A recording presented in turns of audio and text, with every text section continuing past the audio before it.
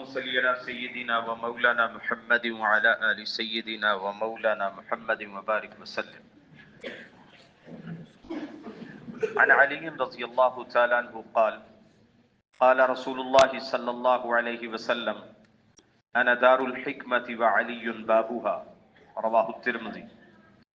سیدنا علی رضی اللہ تعالیٰ عنہ بیان کرتے ہیں کہ رسول اللہ صلی اللہ علیہ وسلم نے ارشاد فرمایا میں دانش مندی کا، عقل مندی کا، حکمت کا گھر ہوں جبکہ علی اس کا دروازہ ہے. گویا کہ سیدنا علی رضی اللہ تعالیٰ عنہ کی حکمت کو بھی بیان کیا کہ ان میں دانش مندی ہے، اور اگر میری دانش مندی کو، میری عقل و حکمت کو سمجھنا ہے تو پھر علی کے اقوال کو سمجھو، علی کی زندگی پڑھو، میری حکمت بھی سمجھ آ جائے، عقل و دانش سمجھ آ جائے. نبی اکرم صلی اللہ علیہ وسلم نے اپنے کئی صحابہ کی خصوصیات بیان فرمائی، اور سیدنا علی رضی اللہ تعالیٰ عنہ کی خصوصیت خصوصاً جہاں کوئی معاملہ فیصلہ کرنے کا ہوتا وہاں سیدنا علی رضی اللہ تعالیٰ عنہ کی حکمت و دانائی کام آتی. انہی سے پھر فیصلہ کروایا جاتا، انہی سے رائے طلب کی جاتی. اس ضمن میں کئی سارے واقعات ہیں. ایک دلچسپ قصہ عرض کرتا ہوں. دو آدمیوں کا جھگڑا سیدنا علی رضی اللہ تعالیٰ عنہ کے پاس آیا. جھگڑا یہ تھا کہ یہ دونوں سفر میں تھے، کھانا کھا رہے تھے. اتنے میں ایک اور مسافر آیا، انہوں نے اس کو بھی کھانے میں شریک کیا. جاتے ہوئے وہ 8 درہم دے کے گیا. ان میں سے ایک کے پاس 5 روٹیاں تھیں، دوسرے کے پاس 3. مسافر کے پاس کچھ نہیں تھا. تو جس کی 5 تھیں اس نے 5 درہم رکھ لیے، 3 درہم 3 روٹیوں والے کو دے دیے.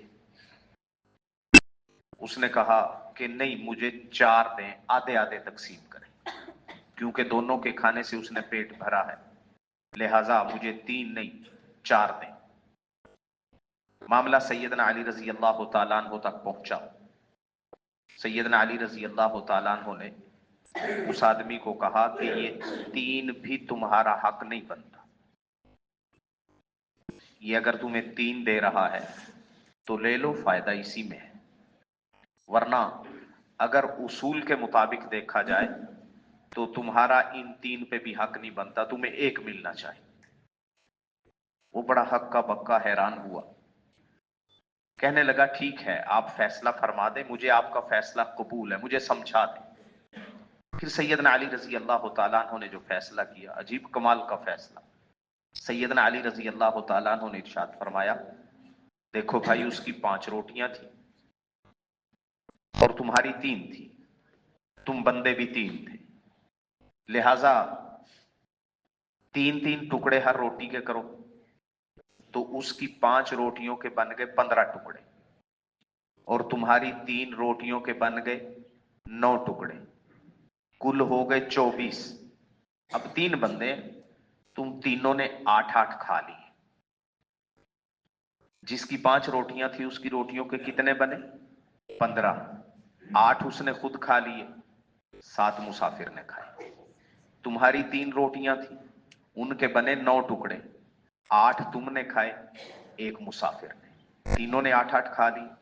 تمہاری روٹیوں میں سے تو اس نے 1 کھایا اور اس کی روٹیوں میں سے 7 کھائے، لہذا وہ 7 درہم کا حقدار ہے اور تمہیں 1 ملے گا.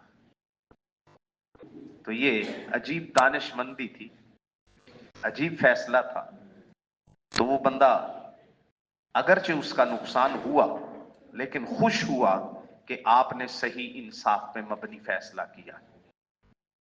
اس قسم کے کئی سارے فیصلے سیدنا علی رضی اللہ تعالیٰ عنہ کے، ان کی حکمت و دانش مندی پہ دلیل ہے. ایک آخری قصہ بھی عرض کرتا چلوں. سیدنا عمر رضی اللہ تعالیٰ عنہ کے پاس ایک خاتون آئی، آ کے کہا میرا خاوند ساری رات تہجد پڑھتا رہتا ہے، دن کو روزہ رکھتا ہے. بس یہ کہا اور جانے لگی۔ سیدنا عمر رضی اللہ تعالیٰ عنہ نے کہا کہ یہ کوئی شکایت کی بات تو نہیں، یہ تو خوشی کی بات ہے۔ سیدنا علی رضی اللہ تعالیٰ عنہ، چونکہ ان کو سیدنا عمر رضی اللہ تعالیٰ عنہ نے اپنا چیف جسٹس بنایا ہوا تھا، تو سیدنا علی رضی اللہ تعالیٰ عنہ کہنے لگے امیر المؤمنین وہ تعریفیں نہیں کر رہی، وہ اپنے خاوند کی شکایت لگا رہی ہے۔ سیدنا عمر حیران ہوئے، کیسے؟ کہا کہ ساری رات جو تہجد پڑھے گا بیوی کا حق تو نہیں ادا کرے اور دن کو روزہ رکھتا ہے، وہ تو یہ بتانا چاہ رہی ہے لیکن حیا والی ہے، اس لیے شکایت بھی نہیں، انداز ایسا اختیار کیا۔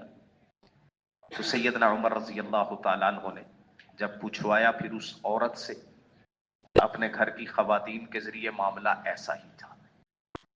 پھر سیدنا عمر رضی اللہ تعالیٰ عنہ نے اس کے خامد کو بلا کر اس کو سمجھایا کہ بھائی تیرے گھر والوں کا بھی حق ہے، ان کو حق دیا کرو ورنہ تیرے خلاف کارروائی ہوگی۔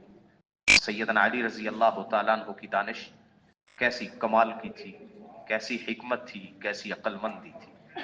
اللہ رب العزت کروڑوں اربوں رحمتیں ان حضرات پہ نازل فرمائے اور ہمارے دلوں میں ان کی بھرپور عقیدت پیدا فرمائے۔